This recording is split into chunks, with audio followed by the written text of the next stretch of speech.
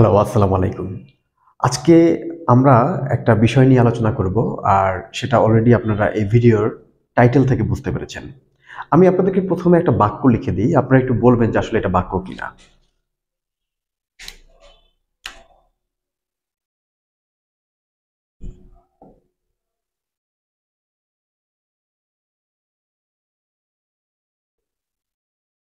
দেখুন তো, আমি ৩টা ওয়ার্ড লিখেছি। এই ৩টা ওয়ার্ড কি আমরা বলতে পারি যে এই ৩টা ওয়ার্ড বাক্য?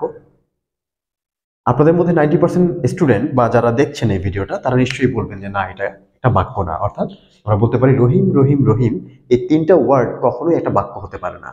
তাহলে বাক্যটা কি হতে পারে?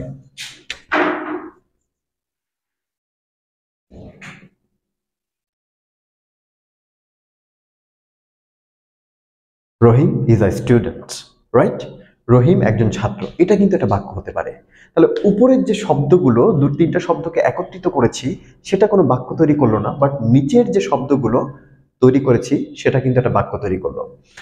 এখানে উপরের এবং নিচের এই দুটো লাইনে প্রত্যেকটাই কিন্তু শব্দ দ্বারা গঠিত, কিন্তু নিচেরটাকে আমরা বলছি বাক্য, এটাকে আমরা বলছি হচ্ছে বাক্য, আর এটা হচ্ছে বাক্য না। পার্থক্যটা কোথায়? পার্থক্য হচ্ছে এখানে যে ওয়ার্ডগুলো আছে সেটা একটা বাক্য হওয়ার জন্য যে শর্তগুলো আছে সেই শর্তগুলো কিন্তু সে ফলো করেনি, কিন্তু এখানে যে ওয়ার্ডগুলো আছে সেই ওয়ার্ডগুলো একটা বাক্য হওয়ার জন্য যে শর্তগুলো আছে সেই শর্তগুলো কিন্তু সে ফলো করেছে। তাহলে আমরা যদি এটাকে আরেকটু স্পেসিফাই করে যদি বলি, তাহলে দেখেন যে এই উপরের যে লাইনটা এবং নিচের যে লাইনটা, এই লাইনটাতে যদি আমরা বাক্যের উপরে ভিত্তি করে যদি আমরা এটাকে একটু স্ট্রাকচারিং করতে চাই, তাহলে বাক্য সাধারণত হয় হচ্ছে সাবজেক্ট, সাথে হবে ভার্ব, তারপরে হবে অবজেক্ট, অর অবজেক্টের স্থানে আর অনেক কিছু বসে। কিন্তু এই যে মাঝে যে একটা শব্দ আছে, এটাকে আমরা বলছি হচ্ছে ভার্ব। এই যে ভার্ব, এই ভার্ব শব্দটাকে চিনতে হলে আপনাকে স্পেসিফিক এদের গ্রুপগুলোকে ভালো করে জানতে হবে। আর এই গ্রুপগুলোকে ভালো করে জানতে হলে আপনাকে শিখতে হবে হচ্ছে পার্টস অফ স্পিচ। আমরা নর্মালি যখন কোনো একটা ওয়ার্ড শিখি তখন আমাদের প্রথম টার্গেট থাকে এই ওয়ার্ডটার মিনিংটাকে শেখা। অর্থাৎ আপনি যদি শিখেন যে অরেঞ্জ, সো আপনার টার্গেট থাকে যে অরেঞ্জের অর্থটা কি সেটা জানা। তো অরেঞ্জ মানে আমরা জানি যে বাংলায় এটাকে বলা হয় হচ্ছে কমলা, অর্থাৎ অরেঞ্জ বলতে আপনি বুঝাবেন হচ্ছে কমলাকে। কিন্তু আপনি যদি এই কমলাকে দিয়ে যদি বাক্য তৈরি করতে চান, আপনি কি বলবেন? Orange orange orange?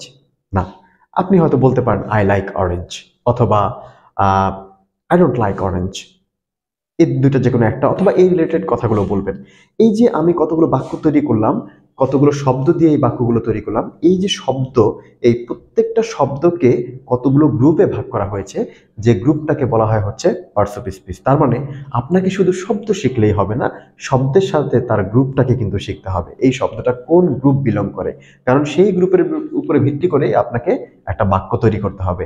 That means আপনি যদি বাক্য তৈরি করতে যান, আপনাকে সবচেয়ে বেশি জানতে হবে হচ্ছে যেই বিষয়গুলো, সেটা হচ্ছে পার্টস অফ স্পিচ। ছোটবেলা থেকে যখন আমরা এই পার্টস অফ স্পিচ শিখেছি তখন আমরা হয়তো এটাতে এত মনোযোগ দেইনি, কিন্তু আজকে যখন আমরা একটু বড় হয়ে গেছি তখন কিন্তু এই যে পার্টস অফ স্পিচের কারণে আমরা অনেক সময় বাক্য তৈরি করতে পারি না, বাক্য বুঝি না।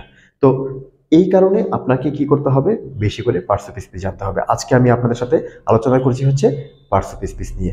অনেক বড় জিনিস, পার্টস অফ স্পিচ একটা বিশাল জিনিস। এত বিশাল জিনিস আমি ছোট্ট একটা ভিডিওর মাধ্যমে আপনাদেরকে একটু বোঝানোর চেষ্টা করব যে আপনি এতক্ষণ আমি যেটা বললাম সেটা হচ্ছে আপনি কেন পার্টস অফ স্পিচ শিখবেন। অর্থাৎ আপনাকে এই যে বাক্য, এই বাক্য তৈরির প্রয়োজনে ওয়ার্ডগুলোকে গ্রুপ ওয়াইজ শিখতে হবে, আর এই গ্রুপের নামই হচ্ছে পার্টস অফ স্পিচ।